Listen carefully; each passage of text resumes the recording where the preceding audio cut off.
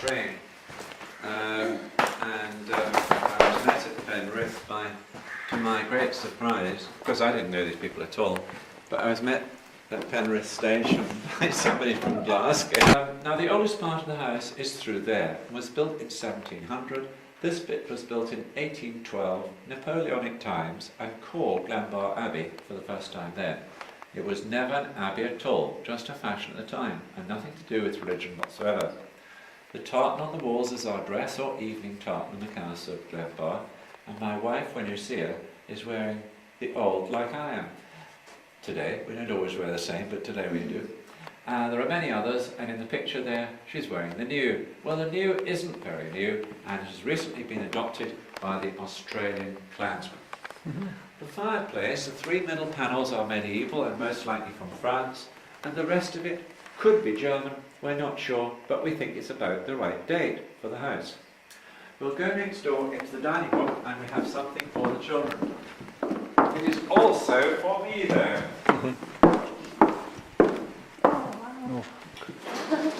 It's meant for outdoor use. It is not outdoors because we don't have enough. We hope one day we will have.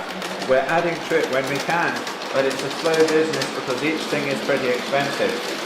We were in America just over a month ago and we bought this engine, and it was worthwhile because it was under half price by our standards. Now, all that comes from America too, but you can buy it here, and it's my wife's, and she says it's got to stay up all the time, although it's really for the winter, Christmas and stuff, and she brought about 18 back from America. Now this is the first Laird, and that's his brother, and they were both millionaires by today's standards when they came back from India at the end of the Indian Wars. He was able to build here without worrying about the cost, and his brother was equally well off and a general, and he built Torresdale Castle on the other side of Kintyre near Carradale. The lady there was the second wife of the first Laird. Ever since then, we all had two, apart from my father, and that's my second when you see her, but she was a chief's daughter. She came from the Inverness.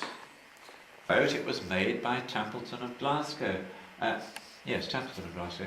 A famous company who also supplied the liner Titanic. Well, Titanic was 1912. This is older, and we think it's in pretty good order, really.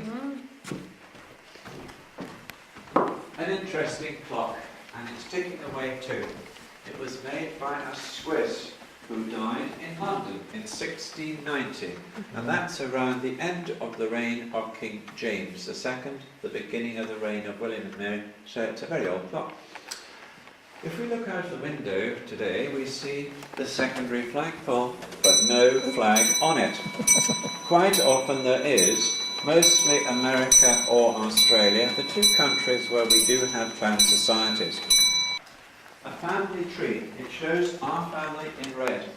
At the bottom left corner, it shows our descent from the MacDonald Lords of the Isles, grandson of Somerled, and that's why we're so closely connected to the MacDonalds. The first two, Somerled and his son Reginald, are buried at Mull Abbey on the other side of Kintyre. Really important things, we think anyway. These are the 14 children, brothers and sisters of the first Laird, and embroidered by their mother. The eldest one was called Alexander. He stayed at home, that was a custom in those days, but all his other brothers went to India, but only 2 came back. The rest died in India. These are reputed to be the hawking gloves of Mary, Queen of Scots. Of course, we can't prove that, but when Christie's the auctioneers came around, they did reckon that they were round about the right date. But this really is the hair of Bonnie Prince Charlie in the middle of that ring, and that we do know to be true because we do have the necessary proof about that. The colour pictures behind are items that Flora MacDonald herself took to America. That's the oldest picture we have of the house, and it shows the house before 1844, when there was no coach house. The coach house goes down like steps, not there. It was supposedly drawn by grandfather when he was age 9. If he really did, well, it's a pretty remarkable drawer for a 9-year-old. but we don't know for sure. This is a 3D, especially if you hold it yourself. Like to hold it. And it shows Torresdale Castle as it was in 1900. We think it is quite a remarkable photograph for 1900.